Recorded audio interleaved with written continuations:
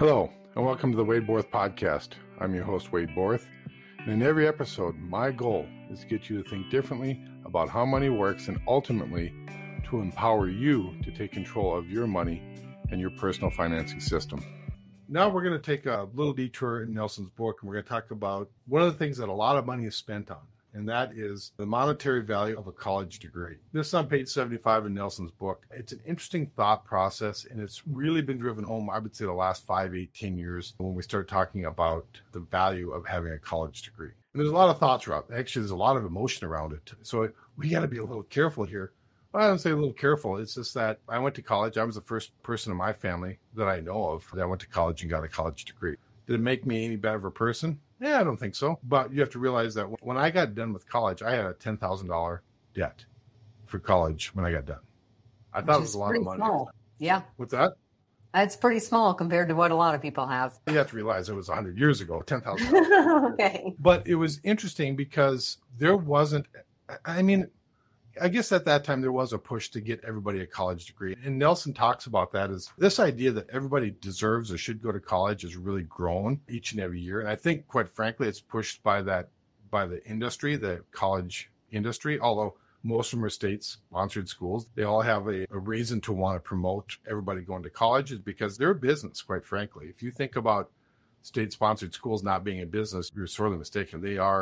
They're lobbying, they want money, they want people to come there. They love the idea. This is part of the problem, I believe. We can get into some of the chapter in the book too, but the fact that they can lobby that whoever's paying for the college, and it might be the student, it might be for the state or the federal people that are paying for them, to be able to go and say, hey, I want you to pay, instead of having a limit of maybe $40,000 per student on this loan or this gift, this grant, I want it to be $80,000 from the federal government. And the governments go, yeah, we want college education. So now they got more money to work with, and they go back and they keep doing this time and time again. So they're, in essence, controlling who's paying for the college degree and who's charging for the college degree. And so this is that self-perpetuating grifting that is you got to be careful about with colleges, because, again, they want more students, they want more tuition, and they want more money coming into the system so they can charge more tuition. And it's a snowball rolling downhill. It's like, where does that stop? Because who ultimately has to pay for it? A, the taxpayer pays for it. You and I pay for it. And B, the person that went to college has to eventually write a check somewhere. Yeah. And there's been very little education to those that are going into college what the real cost of college is. So that's my bit of rant on colleges. And we'll start there to see what your take is, Nicole, on the college industry. I want to call it the college industry, not so much the college degree. Yeah. It is a very emotional subject that you can talk to 10 different people and all 10 of them will have some sort of, both my parents were college educated. I chose not to go to college right out of high school, chose to go to college as an adult and figured out pretty quickly. I took loans to go to college and figured out pretty quickly that it wasn't what I thought it was. Come out so much smarter than I went in. And I wouldn't say it was a total waste of money, but I will say that it was a lot of money spent that didn't need to be spent. So what's unfortunate when I work with people is a lot of people will wrap up their finances, have college educations that they don't have to pay for, that the parents pay for them. And so the parents put everything on hold to pay for their college education for their kids who may or may not really want a college education.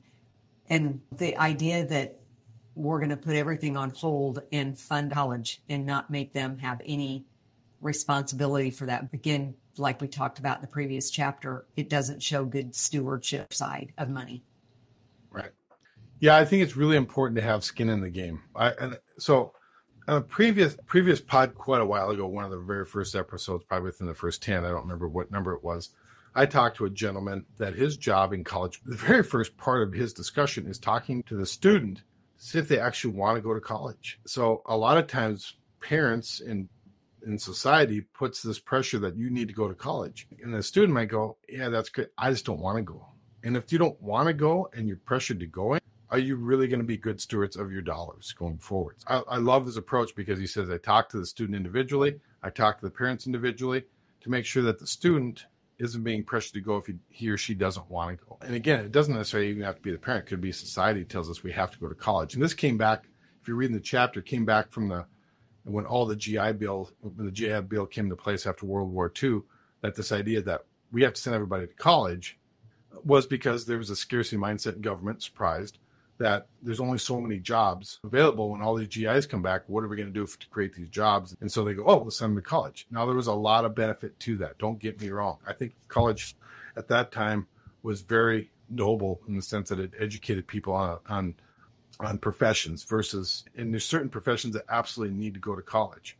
And I'm not saying that the question is why you're going to college. You're going to college because you want to better yourself. You want to understand so you can put knowledge to use. I went to college and found a lot of benefit coming out of it. But to your point, was it the best use and spend of our money? I don't know. That's a tough question to answer when you don't know what it would have been like had you not gone to college. But for me, I thought it was money well spent. But with today's prices and the cost of it, you really have to kind of question, does it make a lot of sense? Are they going to teach me, or are they going to teach our students or our children what needs to be taught for them to further their degree? Because if you think about it, somebody comes out and they say, I want to do X, whatever X is. And they start earning money. Now they start money and they're able, hopefully got good stewardship of their dollars and understanding of this, controlling the banking function. And they're putting money away versus going to school 5 or 6 years now. Because now we've gone from a 4-year degree that takes 4 years to now a 4-year degree that takes 6 or maybe even 7 years, which again, all leads to deferred income earning as well as spending money. So you bring the candle at both ends. If you think about it, you're not earning income had you been out in the workforce, and you're spending money. So then when you start, you definitely have to start at a much higher rate. And I don't know that you can ever catch up, but it's hard to equate that because you don't know what not having a degree will allow you to earn as an income. Yeah. I think that just goes to underscore the point that you made earlier that some kids don't want to go to college. Some kids don't need to go to college. There's lots of work and very noble work. They had a business and they said, I'm going to go start a business. I'm not going to go to college. And their business has been extremely successful. Yeah. Now think about this from this perspective with that same kid. So we're in this boat ourselves and our family, right? We're talking about college. Do you want to go to college? Is that something you want to do? Give me an engineer. You're going to be whatever it is. Do you need to go to college? Well, there's certain professions you definitely need to get further education. I don't want my doctor coming out and having an apprenticeship and winging it when he's doing brain surgery on me. I want him to go and get educated as much as it possibly can be. I don't want an engineer saying, I think I can build this bridge, and find out he doesn't know what he's doing. So there are definitely advantages to that. But having some skin in the game, saying, hey, you're going to college, here's what we're taking out for a loan. Again, if I'm controlling the banking function of my life, I'm going to say, son, here's the loan that we're going to take out. You're going to have to pay that back when you get out of college. So make sure you get a good degree. Don't waste your time finding yourself. It's very expensive to find yourself at $20,000, $30,000, $40,000 a year. But you're going to have a loan. And when you get out, you're going to have to pay the family bank back that money.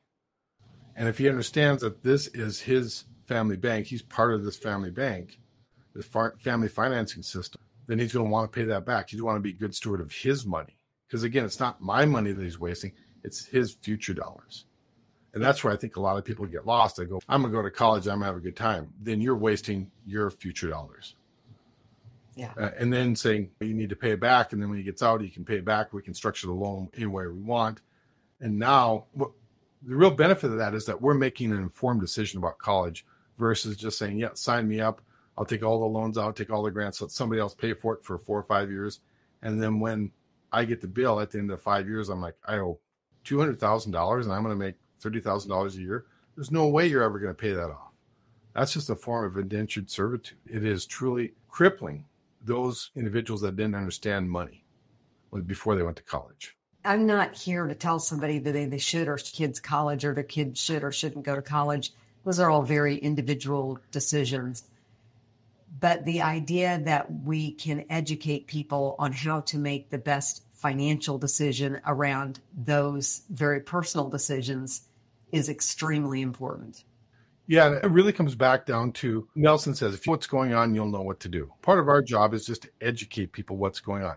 Here's what the cost is. So going back to your example of clients that have set aside, they've sacrificed and they put aside a ton of money to put their kids through college. And then what's the real impact on their retirement when that happens? Having the kid understand that mom and dad are going to live on $2,000 less per month from age 65 to 95 because you went to college. Again, I'm not saying that's good or bad. I just want you to understand that's what the cost is. And if you understand what's going on, then you'll be able to make a better informed decision. So could you make the same money or more by doing an apprenticeship or starting your business? Or do you really need that education? Because again, society wants you to have that education. If it makes you better, makes your fulfillment and all those other things, then yeah, that's important. Again, I went to college. It was important that I went to college because I was able to learn a lot at that time. But again, college wasn't priced the way it is now. It just had a different weight to it. And now, again, with the college industry pushing more people to go, so it raises the prices up, and pushing the source of the payments to be higher, it just raises the cost up as well. And again, at the end of the day, somebody has to pay for it. Because no matter what anybody says, there's no such thing as a free education. Yeah. Somebody's getting paid and somebody has to pay for it. Yeah. So as we wait for Nicole to get back on, just to that point, what we're doing is trying to get just people to open their eyes, understand that college isn't something that you should, A, obligate somebody to, and B, just understand what the real cost and expense is when we want to put our dollars to work. Again, if you can be fulfilled by going to college, and if you can be fulfilled by learning more than what you knew before you went in, and it's going to add to your bottom line from a monetary standpoint, because quite frankly, college isn't always a monetary issue, right? It is sometimes a philosophical issue. It's like, I want to be better than I was the day before, and I find that through college. Now, I did have one guy that used to tell me that sometimes the cheapest education he ever got was at college, because the real education he got was when he went into the business world. And he was actually a financier, and he says he got educated a lot. It's kind of like gambling. I always say they love somebody that comes to the gambling table that doesn't know anything about how to play poker. And you'll pay for that education. You pay for every education. There's no free lunches here. You're going to pay for every education. No free rides. Yep, exactly. So the question is, what are we doing to be well-informed? Because again, that's really what it comes down to. Understanding what the cost of those decisions are is the most important thing. If it still makes sense, then definitely do it, but be well-informed. Don't do it without being well-informed, because then at the end of the day, you can't say, well, I didn't know. It's our responsibility to know before we spend it. We're the ones that ultimately write the checks, right? Yeah. We have to sign the contract. We have to write the checks. So you should know and have a good understanding what the real cost is going to be, both in loss of earnings and how long you go to college, what you're going to spend, and then balance that with how much more you can earn. And when it comes to a dollar and cents discussion, and again, college isn't always about dollar and cents. It could be, there's a lot of other reasons why people go to college, but understand that what the cost is before you're actually signing on the dotted line. It's kind of ironic that you can go to college and you can spend all of this money to become college educated, and yet none of this is discussed in college. So you come out of college and you've had no classes on how money really works. You may not have any exposure to any of this at all. I had 3 years of economics, and I wasn't exposed to any of this. Some of it, maybe a little bit of it, but not a lot. Yeah. I don't call it college education. I just call it college indoctrination. Because again, are they really teaching you how to think, or are they teaching you what to think? We have to ask that question, because there are a lot of colleges that want you to think a certain way, right? And again, you don't want to paint with a broad brush for everybody, but it seems like everybody's got an agenda. They're trying to get you to think a certain way versus get you to engage in how to think, how to prioritize, how to get things done. And if you think about it, could you enter the business world, especially in today's marketplace for workers, especially people that know what they're doing? You have to question, what is the value of into college? Is it gotten less valuable, more expensive, but less valuable? Nelson said this many times. He said, people know the price of everything, but have no understanding of the value. They don't know the value of anything. They know the price of everything. I was just going to say just one more comment around this and the idea that in this book as teaching people to really think critically about what they are doing, how things are working, and why it is the way it is.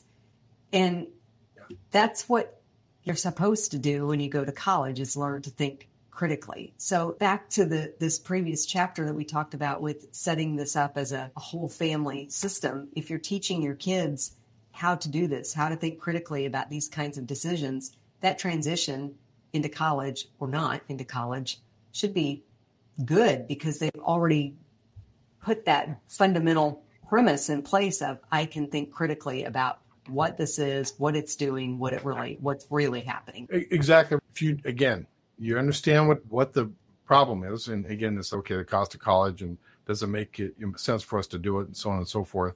and thinking critically about it and saying, is it worth the dollars we have to spend? Is it worth the lost income we have to forego or give up to make that happen?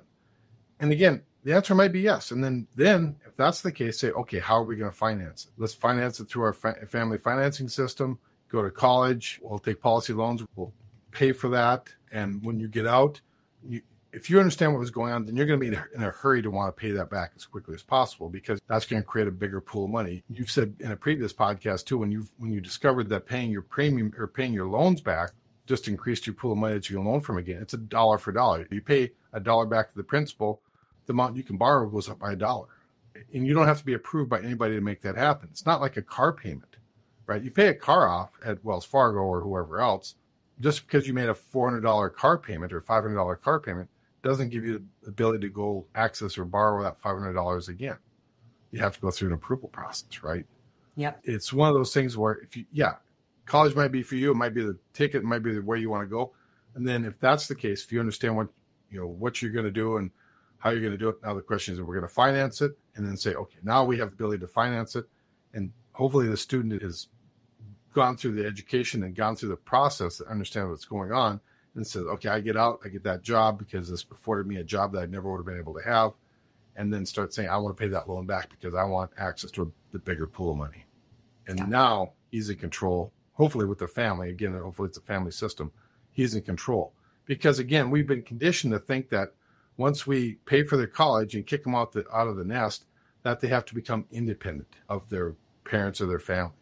Well, that's the silliest thing I ever heard. Who teaches that? I think it's Wells Fargo and Chase and Bank of America teach that because they want those independent people to go get their independent loans from their banks versus being interdependent on the family and being able to finance all the things that they want to buy after college or start their business or whatever it might be. Yeah. Again, the condition to think that we have to become independent. In all reality, a family can grow. Its pot of money, its perspective, or from a finance perspective, is going to grow by the interest we collect, so on and so forth. And so why shouldn't we include those that grow our community? And that starts with our family. Why don't we have to be independent of our family? We should be interdependent. Yeah. Interdependent, because there's a difference there. No, but what if everybody wins? If we set up a win-win scenario, I think it's for those going on that can make an informed decision. That's all we're trying to do, is help you in making an informed decision with all the information that's available. Pressure to do it because society tells us we should be there, live our lives the way we see benefits us the most. I don't have anything to add to that. Thank you, Nicole, for the insight on college degree, because there's some real benefit to that. But thank you for your insight. And again, just all these things that we talk about are anything that we do from a college financing to business financing, and the financing system can support those things. And because it functions the most important thing you can do in any of these decisions, be it college or businesses or whatever it might be. And that kind of education, how you see things is definitely going to change, to your point. Yeah. So again, thank you for bringing that up. And again, thank you for the listeners that are out there. Thank you. And I encourage you to read this chapter in a way that you say, what's he trying to really get at? That's what he's trying to get at, is understand what's going on, what the cost is, so you can make an informed decision. So again, thank you so much. If you're enjoying this podcast or know anyone else that might be interested, please be sure to hit the subscribe button and please leave a review. This will help this podcast reach and help more people by ranking higher in searches and ultimately help more people get out of financial bondage. And don't be afraid to share this podcast with your friends and family, as we can be easily found on Apple Podcasts and Spotify.